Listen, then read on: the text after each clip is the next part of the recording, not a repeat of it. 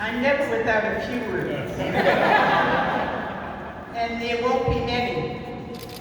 But I am totally overwhelmed by not only all the presentations, but by all the people who are here.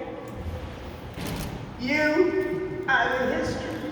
You are the ones that walk every single day, creating your own lives authentically and with honesty and integrity.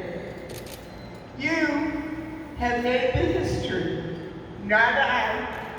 I have documented it, but you have walked the walk, and you talked the talk, and you put your bodies, heart, and soul on the line.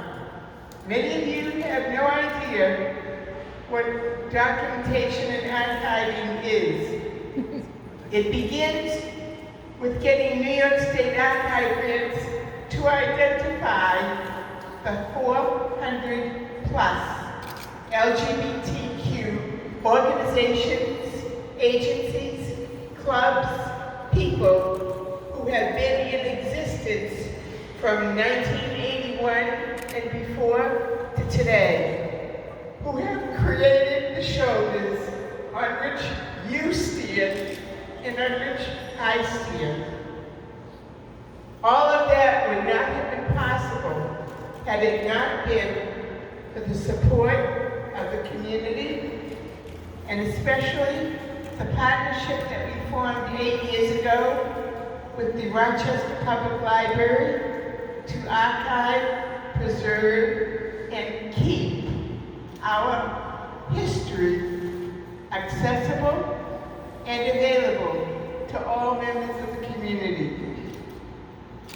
Shoulder stand on has not always been incredibly open or inclusive of the diverse populations within this community. But let it be known that today, that changes. We are rewriting and updating the mission. We're rewriting and updating the vision. We're writing and updating the values and the accessibility. This is critical to our future, critical to the future of this community.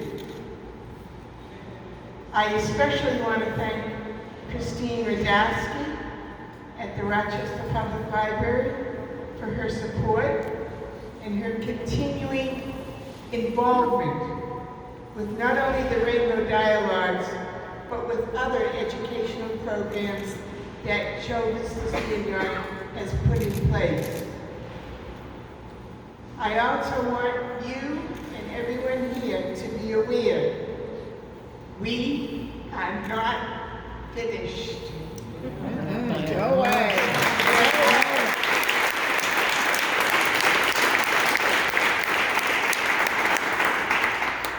We are not at the end of our journey. As a matter of fact, we're only about halfway there. The other half must come from you. And I challenge each and every one of you to take up the baton of openness, embracing the differences that exist within our community and outside our community. There is no room in the LGBT life for discrimination, bigotry, or hatred. Amen.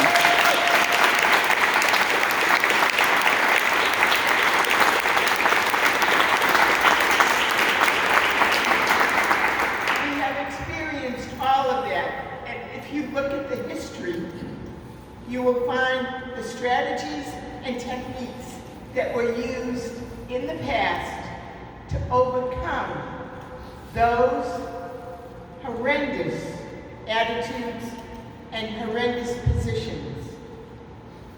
So I want you to take a minute and look at the person who you stand next to, whether you know them or not, and recognize they are as valuable, as worthwhile, and as precious as you are, and that no one should stand between you and reaching out to other fellow human beings who have the exact same desire as you.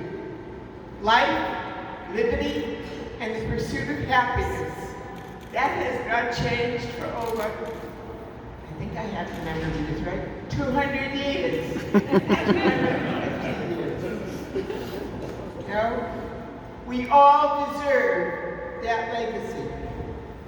It is also my hope that the legacy I have begun will continue on through the Evelyn Bailey Shoulders to Stand On Endowed Fund at the Rochester Public Library to put in place an LGBTQ archivist to continue the work that I have begun to document, archive, preserve, make accessible, make visible, and most of all, show each other not only who we are, but educate each other on who and what we can become, not in the present,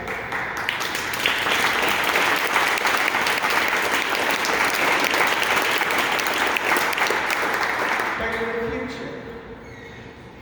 We would not be where we are if it weren't for political leaders like Harry and Adam Bello, who support us, who stand behind us, John White, who yearly brings the quilt to Rochester, and others who contribute to helping us remember and not forget where we've been and where we must go in order to really form community that is loving, caring, compassionate, and most of all, liberating for each other. So my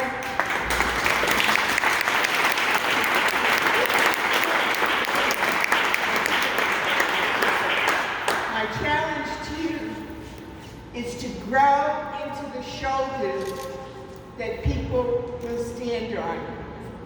Because without everyone here joining together, coming together, and doing exactly that, we will disintegrate. Our credibility, our livelihood, and most of all, our presence in this community requires constant, continuous education and visibility. That's what pride is all about. Pride is not just a word. It lives in your heart. Once you have owned it, claim it, and live it. And that's not easy. I came out of this community, and this community's history has really become my history. It's one of liberation, one of compassion, and one of uplifting everyone so that they not only are recognized for their accomplishments, but they are loved for who they are, not necessarily for what they believe, or how they think, or how they dress, or what they look like. We cannot let division in our community exist any longer. We are far beyond that horizon. And that horizon is going to loom large tall in front of us as we all march forward. And my expectation is that you, every single one of you, will do it. Because if I can't count on every single one of you to do it, I cannot count on a community to take the lead to make sure that we are not only seen, but we are proud and we live authentically. I want to thank Harry, especially for his leadership for many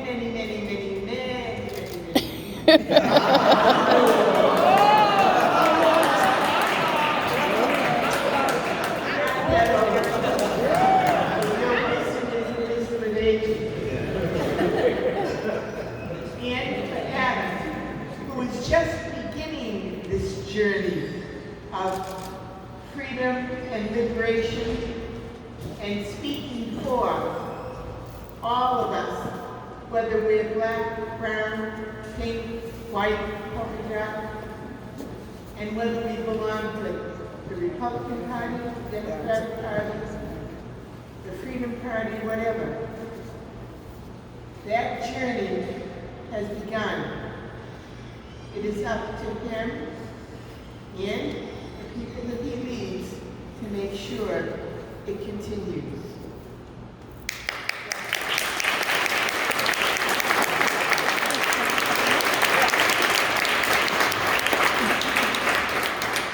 My final plea is to wherever you are and whatever you can do, stop the violence, stop the hatred, stop the bigotry and discrimination. And make no mistake, that begins with you. We all have within us the ability to hurt, to strike out, to be carriers of the pain. We have to let it go, and we have to live what we really believe, and we have to live to be free, proud, and most of all, to be supportive and uplifting of each other. Amen. Thank you.